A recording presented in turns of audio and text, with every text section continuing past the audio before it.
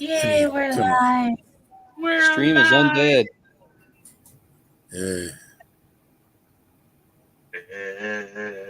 Everyone thinks because you're a zombie, you don't know good coffee. Well, they're wrong. There's only one brew that gets my seal of approval. Deadly Grounds coffee is my guilty pleasure. The aroma is so intoxicating. It brings all of my neighbors out of the woodwork. Deadly Grounds coffee. Coffee to die for and zombie approved. It's good to get a little deadly. Use the front door! Oh, they're so disgusting.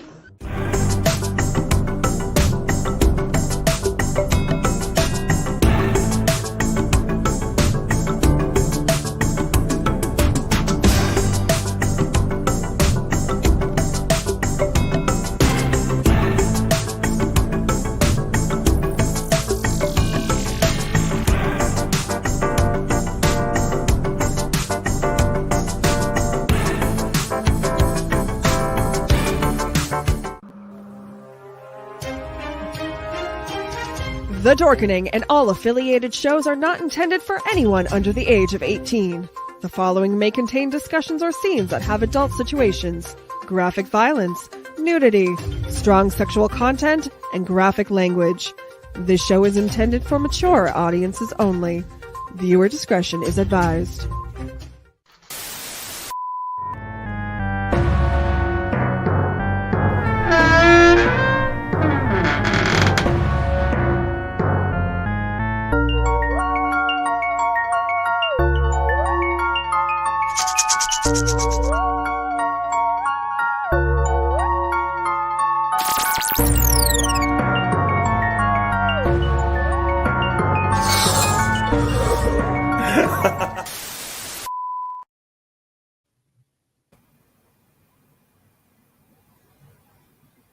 Hello, welcome to the Tomb of the Terrible. I'm your host, UncleNecRo, and tender viewers. Let me tell you, there are times in my life where I have to rethink my life's decisions. Watching this movie was one of them. Yes. There's three of them. Oh my God. Right. So tonight's movie is the 2004 movie Dracula 3000, or as I like to think of it, as Dracula in space. Space. Dun, dun, dun. So this is a movie. The description is, in the year 2999, a salvage crew comes across a 50-year-old cargo ship floating in the Carpathian system. After coming on board for a little look-see, the resident hookah pipe smoking crew member inadvertently awakens the remains of one Count Orlok, a surviving member of the all-vampire planet of Transylvania. That's all you really need to know at this point. I first watched this in 2004 when it came out because, they can't hear you suck in space, unfortunately. I have one question. Was he from transsexual Transylvania? No, because that movie. But was it the same Transylvania? Was it the same planet? Because there could be like a total crossover with Rocky Horror here.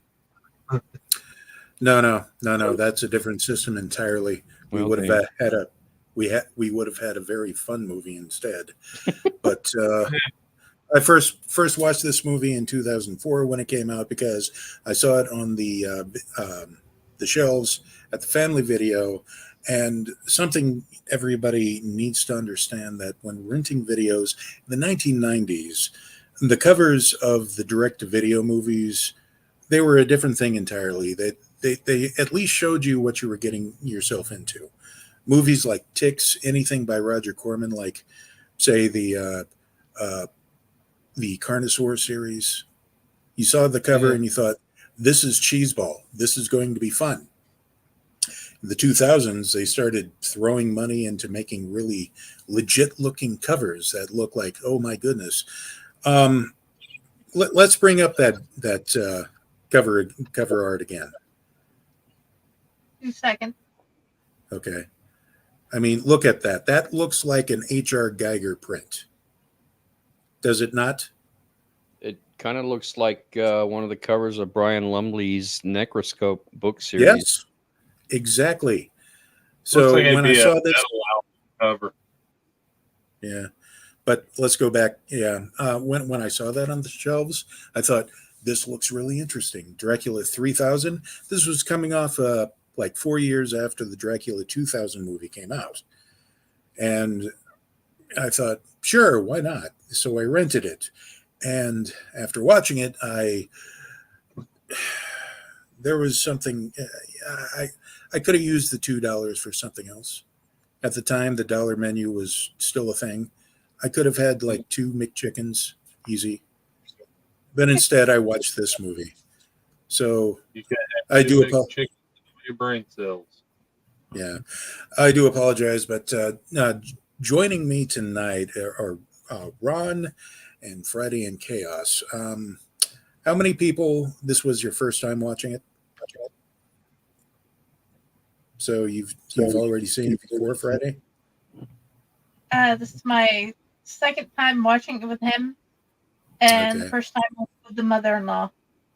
Okay, but when did you first see it yourself? When I first saw it myself, Yeah, randomly remember? on a movie channel 2 or 3 years ago. I see. Okay, so you kind of understood what you were getting yourself into.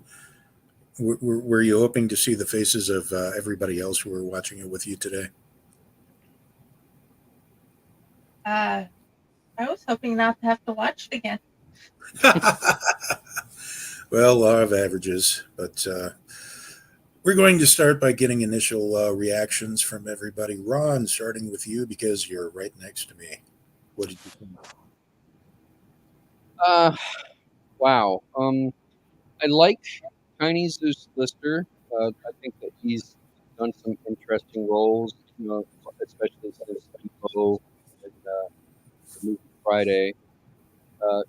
He's a big dude, but he's got some good comedic chops, and he's all right with a lot of the roles that he does. The rest of the people, I wasn't really too familiar with, so I didn't really know what to expect, and I was kind of hoping that this movie would meet expectations, and sadly, it did not. It kind of left me with Jason X vibes, but even Jason X was better than this movie, and that's saying a lot because Jason X is not the greatest movie in the Friday the 13th franchise, but mostly the first half of the movie, I'm really okay with. I mean, there's a lot of things that I could question, but I can also put them aside just because of the camaraderie that Coolio's character has with Tiny Lister's character, and some of the plot lines are just kind of let's just throw this in, let's just throw this in, but then the ending really annoyed me, and there's just no excuse for that. I can rationalize it several different ways, but in the end, it still pisses me off. Okay. Well, I would have to disagree with you with Jason X being a bad movie, but that's for another discussion entirely. I didn't say it was a bad movie. I said it's not the best movie in the Friday the 13th franchise. I actually quite enjoyed Jason X, especially because I like Lex Luthor and Becca Ryder, from their Gene Roddenberry Andromeda days, which I think is what they were trying to capitalize on. But that's a story for a different day. Okay, well, fair enough. But moving on, Friday. What back when you first saw it, what did you think? How many cheesy lines can we throw into a sci-fi movie? Mm-hmm. And were any more of the Friday cast going to show up? Okay, and Chaos. What was your initial reaction to watching this? Really good casting, yet script. Mm. Holy shit. I mean, yeah. First time I watched it, I remember thinking, well, they got a good cast because, Casper Van Dien. I remember him in Starship Troopers. He was the lead in Yeah. that. And this was maybe the first movie I saw him after seeing Starship Troopers. That should say something. But I've seen him in other really low quality, straight to video kind of stuff. Some of which has been riffed on riff tracks, believe it or not. I always thought he was better. He was a better actor than this, but apparently he's found his niche. Tiny Lister, though, massive respect for the man. I mean, I remember him first when he came on as Zeus in the WWF to go up. That was during the period when Macho Man Randy Savage was the heel and was going up against Hulk Hogan, and the movie what was it? No Holds Barred, which really should be on the wheel, by the way, as far as terrible movies go. He was in here. He was probably one of the bright spots, believe it or not, that I found. Coolio was just bloody annoying the entire time. I know he was trying to go for that urban type caricature that seemed to permeate a lot of the movies around this time, but it just fell flat. And the other, I remember thinking, wow, there's a lot of coincidence as far as how many people are named after characters of the book Dracula that happen to be on this spaceship together and running into a space vampire named Count Orlok, which was the original name in Nosferatu, which itself was an early adaptation of Dracula. So there's that. Yeah. And of course, Planet Transylvania in the Carpathian system. And the ship was called the Demeter, which, of course, is called the Demeter in Dracula as well. Mm-hmm. Yeah, so many coincidences. And suffered the same fate. Yeah, so first thing I like to try to get out of the way here, did anybody find any good points about the movie? And we're going to go with Ron here. Good points about the movie. I think Tiny Lister was just about the only good point about the movie. I agree with you about Coolio's character.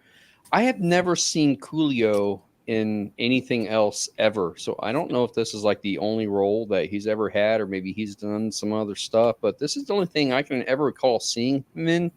So I was really curious as to what his acting would be like. And for this particular character, I think he played the part well, coming across a little bit annoying, a little bit over-exaggerated, trying to be smart, hip, urban, and also a stoner. So how much of a stretch of a character is that really from what he was like as a person? I mean, so he's basically just playing himself as far as I can tell. The rest of it, I could take or leave it. Good parts. Yeah, I think Tiny Lister is about the only redeeming quality of this movie. Okay. Because I can think of a lot of bad. Yeah, as far as Coolio's acting ability, I did see Coolio in there's this TV show in the 90s that was one of the ones that was run on Fox 42 here during the Saturday afternoon sci-fi lineup, and it was kind of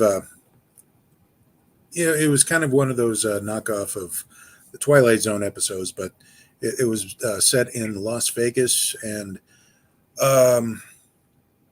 that other rapper,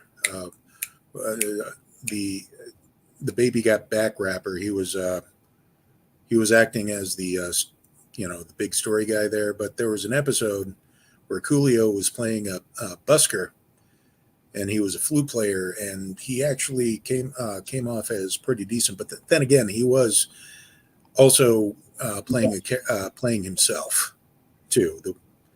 So I think it had more. His inclusion had more to do with, hey, he's kind of famous. We can put his name on there. But right. In any That would case, surprise me. yeah. Moving along, Friday. What are some of the good points you can think of? The ship looked well made. I really like that for science fiction movies when the ships look decent. I enjoyed some of the comic relief of Tiny Lister, and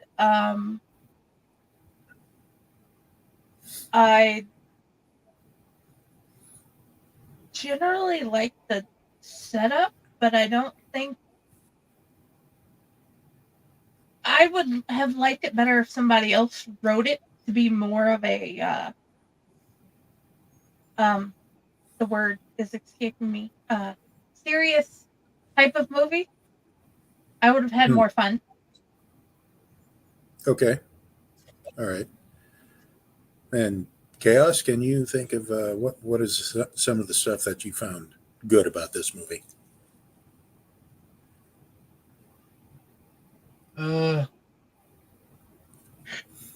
Mainly just Tiny.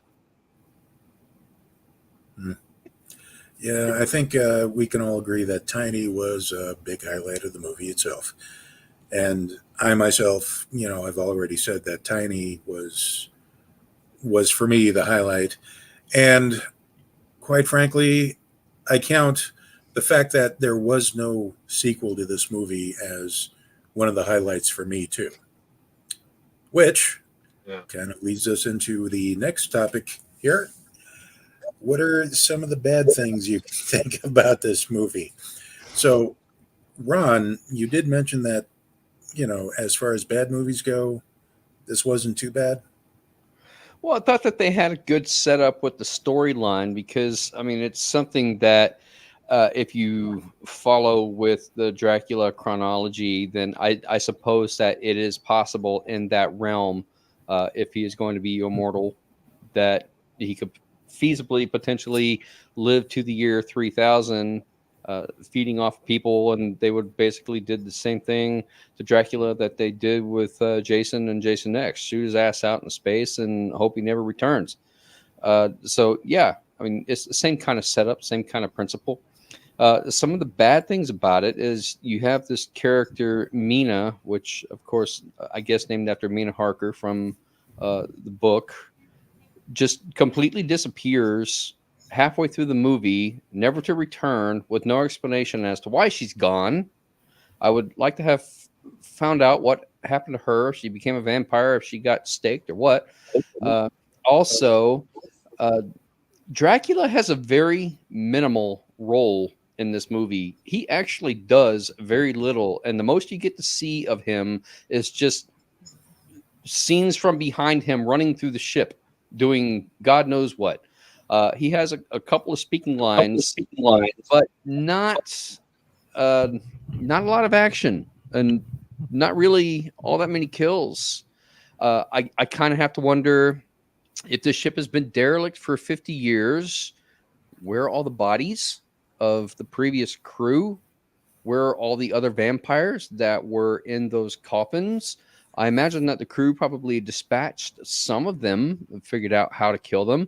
So where are all their dead bodies? Where are the bodies of the crew member? But the ship is completely spotless. There's not even any blood spots anywhere. There's no blood splatter. The ship is spotless.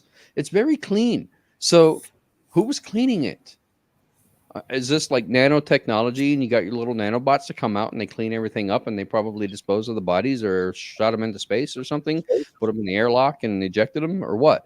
I don't know because there's no explanation on that. Yeah, all of that. And then, of course, you get to find out that Aurora, I think her name was, it turns out she's a pleasure bot.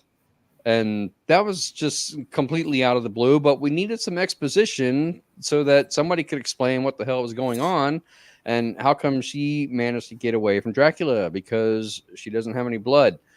Why didn't they show that to us rather than having her just appear and say, oh, this is it. This is what happens. Why didn't they show that? Why didn't they show that encounter between her and Dracula where he tries to bite her, finds out she doesn't have any blood, that she's a bot, and she's basically immune to him, and he can't kill her? Why didn't they show that? Why is that all given in exposition? I don't really understand that, why they would do that. And my really big one, the one that pisses me off the most, is the just complete nihilist ending where they're just like, okay, well, we need to finish this movie because we're at an hour and a half, so let's just blow the fucking ship up and everything's done. And you get like one brief message from Udo Kier, who's the original captain of the Demeter. He's like, I have no choice. And then you see the ship explode. It's like, you don't even give the people on the ship a chance to figure out that's what's happening so that they can maybe get to an escape pod and try to escape before the ship blows up. It's so completely just nihilistic, and they don't have an opportunity. I felt like it was just a lazy way to end the story when there was so much more, so many other options they could have gone with, them figuring out, oh, look, the ship is on self-destruct mode. Maybe we should get to the escape pods. And, at least then you'd give them a fighting chance. And then if they didn't make it out, fine. At least you explained it. But why did it go off 50 years after the fact? Why wouldn't it have exploded after Udo Kier originally finished recording that message? Why did it wait 50 years until other people were on it? I don't get it. It doesn't make any sense to me why they would end it that way. And that's really what pisses me off about it. Don't try to argue with me that this is some kind of existential, argument of, this is the pointlessness of life when you're in space. All right. Don't give me all of that shit, because the movie, what was it? Dark Star did it much better. You can't argue with an artificially intelligent bomb whose sole purpose is to blow up. But that's not this movie. So I don't get it. And just, it completely ruined the movie for me. Up until that point, I was okay with most of the movie. Like other things I could overlook, but that one just screwed it up for me. Yeah, I do have to say that as far as the explanation of who's an android or not, I do think Jason X did it way better. Oh yeah, as far as introducing who the android is. Well, they did it right at the beginning of the movie, so you knew throughout the movie that she was an android. Right. Here they kind of shoehorned it in as kind of like, oh, by the way, I'm a pleasure bot. So even though neither of us survivors can actually pilot the ship, I'm trying to wrap my head around this. So basically, what we're looking at is, they're cribbing from not only Dracula but also the Alien franchise, and now the softcore porn classic Femalien at the end. Pretty much. But Friday, what are some of your bad points? Cheesy script. The lack of seeing Dracula do much. I agree with the whole, where's the mess and the decaying body? They talk about the smell, but where's the rest? And I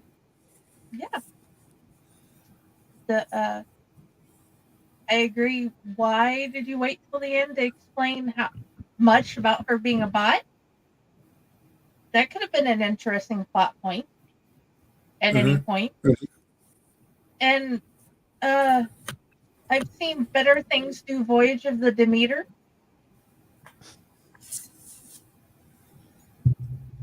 Yeah. Definitely better versions of that. Well, that was a better written movie anyway. Oh, yeah. Yeah. So why don't we go ahead and take a couple of minutes. We do have a commercial we need to go to, so why don't we go ahead and play that, and we'll get back and continue on with the discussion of the bad points of this here movie. So go ahead and roll them.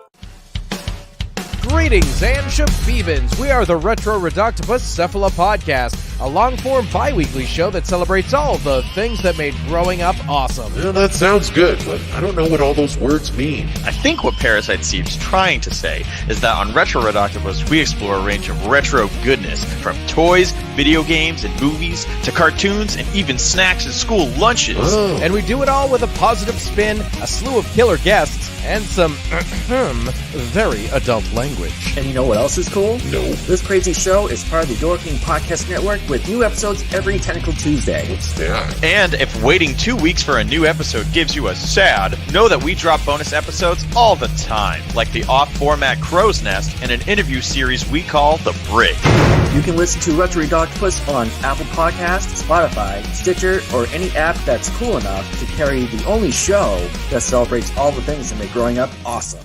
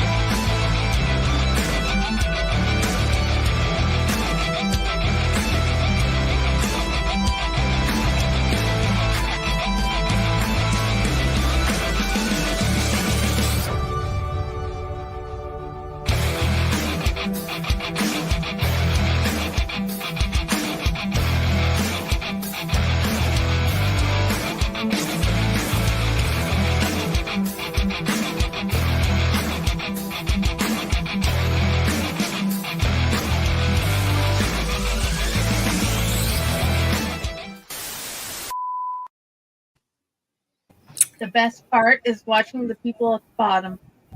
My favorite part of the ad breaks. Well, I think I gave myself a bit of whiplash there during the retro. Yeah. So we're back, and we're continuing on with our thoughts on some of the bad aspects of Dracula 3000, and we're finally at chaos. What do you think?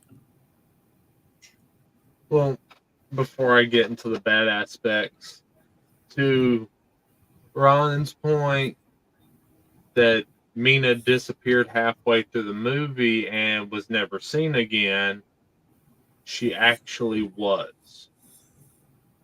She did become a vampire. They found her in the coffin. As soon as they open up the coffin, they stake her, pull out the stake to do something. She gets back up, fights them a little bit, and then they stake her again to the wall.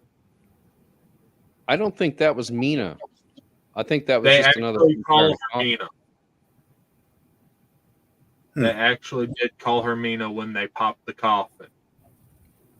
Okay. They opened up the coffin, said Mina, and then just staked her ass. Because that looked like a completely different person. Yes, it did, but apparently that was what happened to Mina when she turned. She turned into a different person entirely. Because that vampire weird. looked more like the vampire from Transylvania 65000. Yeah. But yeah, that was their explanation about Mina. Turned her into somebody completely different, and yeah. Otherwise, yeah, holy shit. It's hard to find a spot that in this movie that wasn't just bad. I can't. He doesn't know how to expound on everything we've said so far. Exactly. Okay. Again, fair enough. I mean, for me, a lot of it does have to do with the characterizations and the annoying aspects of said characters. The half-baked script itself, and just like as Rick said, it yeah, that had to be the cleanest derelict ship I've ever seen in my life. Yeah. And it would have been nice to say something like, "Oh, the nanobots have taken care of this ship for, kind of preserved it or something or other." Yeah, that last part where it turns out she was used to be a pleasure bot. That could have been something we should have known early on. That would have changed the entire dynamic of the script, I think. Especially when, okay, why don't you go take point because you're not human. You can take a lot more than we can and tell us what's up, what's going on. But then Coolio. Oh, Coolio. I think just rewatching this, and first of all, I am pissed. No, it's nowhere to be seen on any of the free streaming platforms, and this needs to be on there. This needs to be on Tubi. I had to shell out nearly $4 on Amazon just to watch this for tonight. This does not please me. This is money. Again, I only spent $2 to rent it the first time, and even I was kind of pissed that I spent so much on it. This is $2 of gift card money that could have gone to books, precious, delicious books. But no, because I'm a professional, I could have just gone off my memory of this movie and the notes that I wrote down on my original written review of it back in 2004. No, I am a professional. I rewatched it. I put myself through this pain again for you guys. You are welcome, but yeah, I think we all know where I'm going to land on the side when we finally get to the final portion of this. But there's a lot more bad than I can think of that's good. So, okay. We should point out that Casper Van Dien, who is supposedly the main character in this movie and the hero archetype, dies. Yes.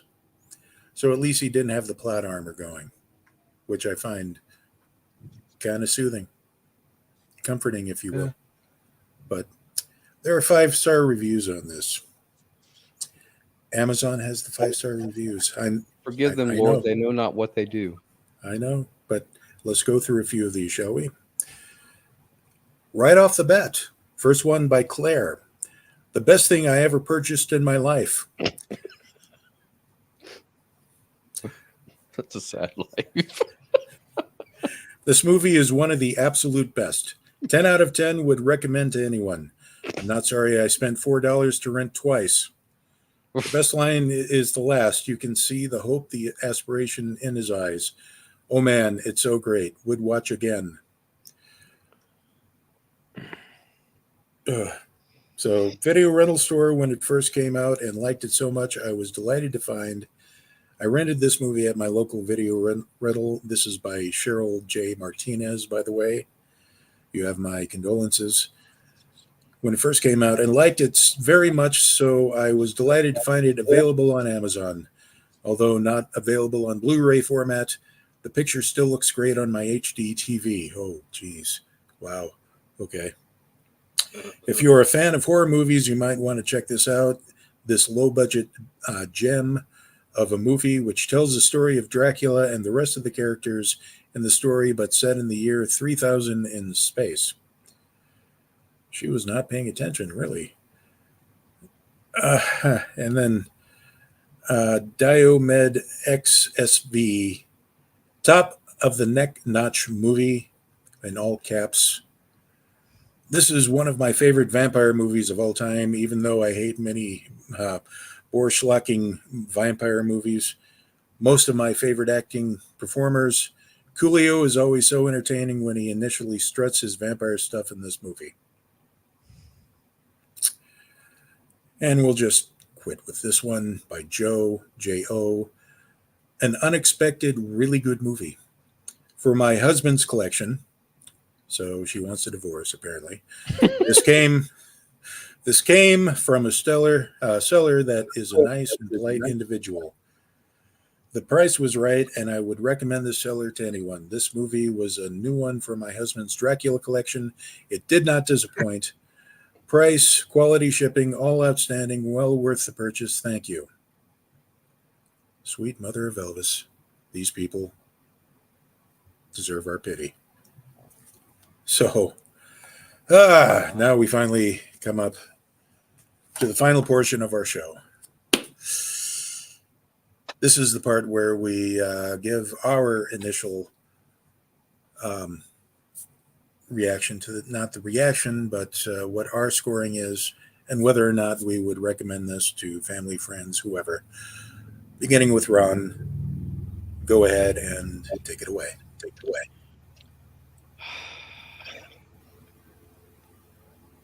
I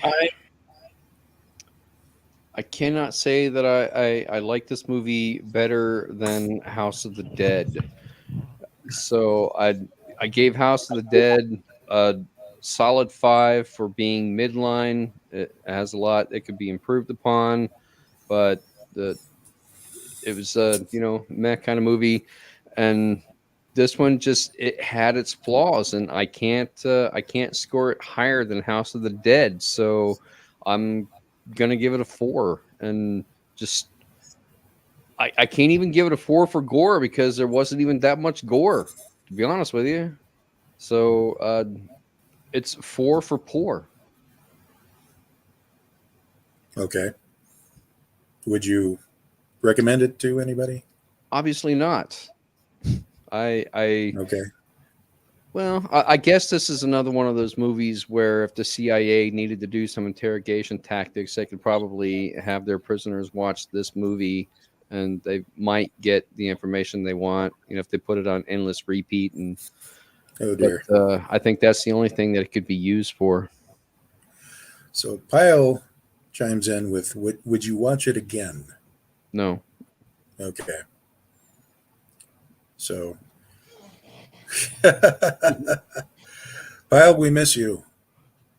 And you should tell us what your score would be if you've actually seen this.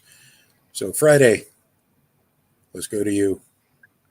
First, I want to give my mother-in-law, because this time she's like, here, put mine on there.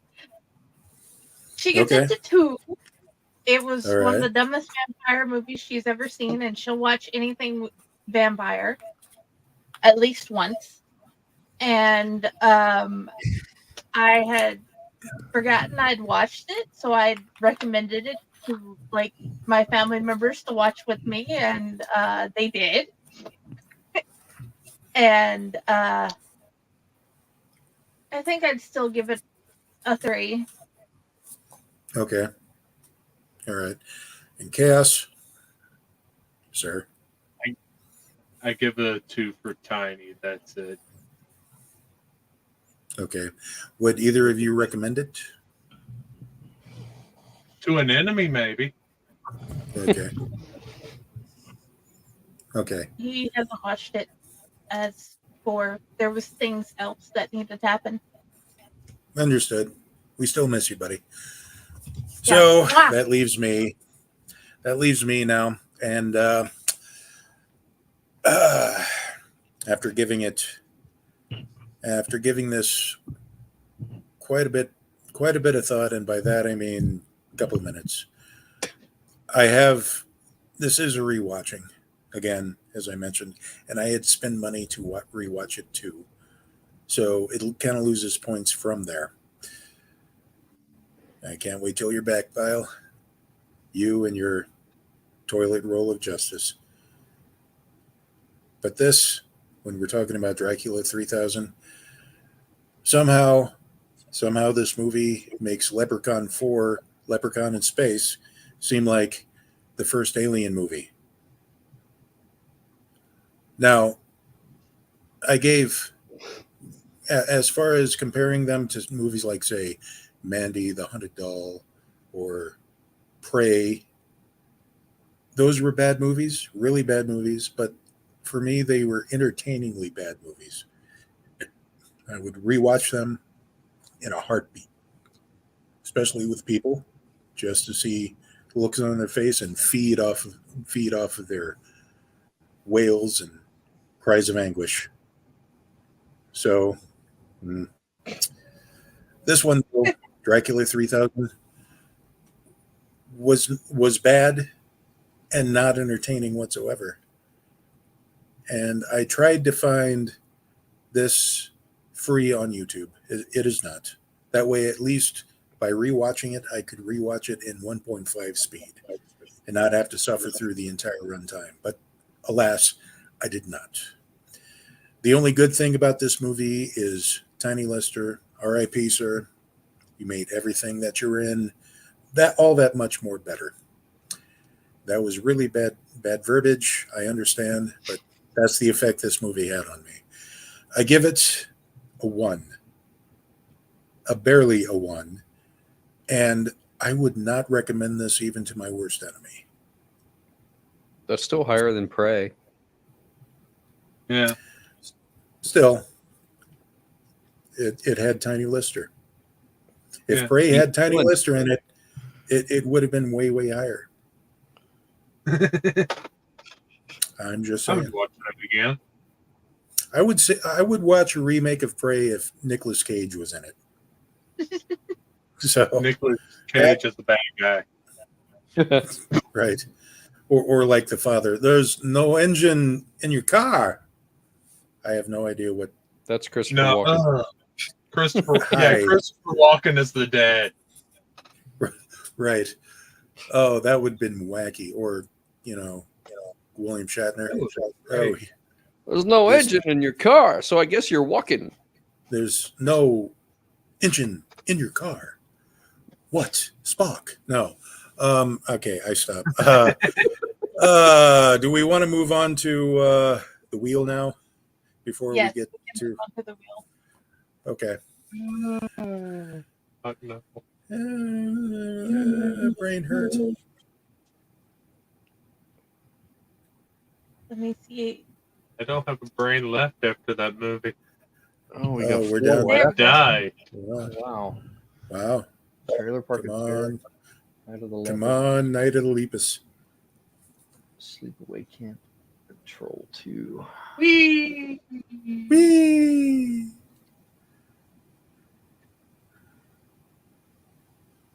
There you go. Night of the Lepus. Oh, yes. A pellet cleanser. Yay! I've never heard it before. Oh, it is a classic. I remember my junior high school teacher talking about this movie, and I wanted to watch it so bad. But this is the era where if it wasn't at the local family-owned video rental store in the 80s, you weren't watching it. So next week, it's going to be Night of the Lepus. We expect you back here bright and shiny as always. Ron, where can they find you? Well, you can find me here on Owlite Network, and I guess now I'll be here on Monday nights for these terrible, terrible movies that y'all are subjecting me to. That I guess I don't really have any choice in the matter now. This is my self-inflicted hell, I suppose. You can also find me on my author page. You can find me on my author page on Facebook, Ronald W Gillespie Jr. -author. Buy my book. It's like cool and stuff, and it's very good. Plug, and all that. Pluggy, You pluggy. did. Yeah. And Yes. I do apologize. But Ron, you wanted to say something about a better movie than this? I think it's a better movie. You like different types of vampire movies, and check out Jesus Christ Vampire Hunter. I'm submitting it to put on the wheel. It is a very low budget. Well, let's say that it's along the same budget amount, shoestring budget as like Monster and Lamageddon. And what was the other one that we watched? The stupid ninja one that I hated. What am I thinking, James? The stupid ninja one? Yeah, the preacher, the dinosaur pastor. Oh, right, Velocipastor. Yeah, it's along those lines. Jesus Christ is now a vampire hunter, and it's just. Yeah, as you do. It's just, I mean, I can't even begin to describe how gloriously bad it is, and it's one that we need to add to the wheel because I got a kick out of it. Certainly, I think we're trying to get past the stuff that was in the wheel, kind of wheeled it down, and then we're going to reload it sometime in the near future. But anyway, Friday, where can we find you, and what better movie would you recommend than Dracula 3000? My list, I think all the ones I put on the list we've watched so far. Does it have to be a vampire movie? Because I still say I love Night of the Killer Tongue. But you can find me on Paycor, you can find me on Owlite, you can find me on Friday with the Library and the Blue Box. And you can find me at my author page, Jennifer Elliott. Cool. And I'm still wondering if we're going to get a story collection from you, UncleNecRo. Maybe. We'll see. Please. Okay. Chaos, where can we find you? And do you have an alternate movie pick other than Dracula 3000? Black Sheep. Nice. And Find Her. Okay. Sleepaway Camp. That is actually on the wheel. I'm waiting. What is Black Sheep about? I'm not familiar with that one. First of all, it's Welsh. Okay. We shouldn't hold that against it. No. Very murderous sheep. It is fantastic. Okay. It is a dark comedy horror done just, it would be right up your alley. So like Lamageddon, just it's a sheep. Better. No, not like Lamageddon, as it was actually directed and made much, much better. Okay. Yeah. Huh, interesting. So, well, let's put that on the wheel. Yes. It's anyway, I am your humble servant, UncleNecRo. You can find me basically on various blogs, on podcasts, just as everybody else. If you want to try to find me as an author, I write under J. Milton Case II. Author page forthcoming, I think, and just get a hold of Friday down there. And as far as a better movie to be watching, I have two that I'm rather fond of. As far as Santa Sleigh, yeah, I watched that one. It was pretty good. Yeah, that too had a wrestler.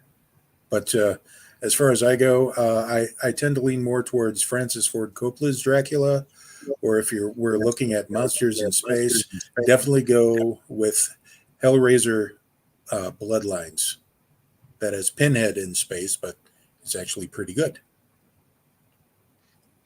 So, until next time, tender viewers, seek help. Spay and neuter your friends. That too. And